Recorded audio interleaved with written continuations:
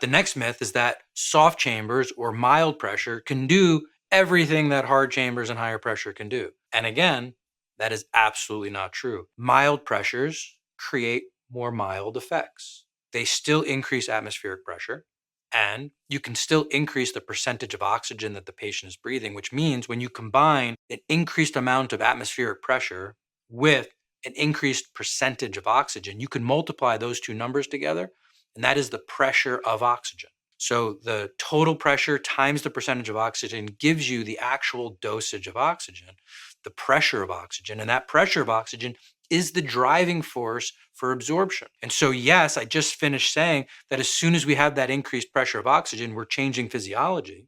However, the total amount of pressure and the total percentage of oxygen, and then, of course, the total amount of sessions, the frequency, the duration, all of those factors combine to give you the total effect that you're going to have on the patient.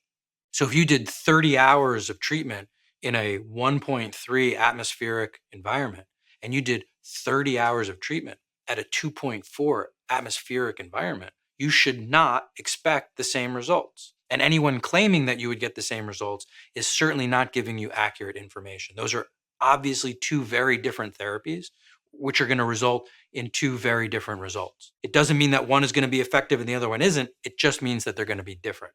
But certainly we need to respect this concept, and we have to respect this conversation enough to say that higher pressure is great and does do certain things. Mild pressure is great. It does do certain things, but they are not the same and shouldn't be compared to one another in that way.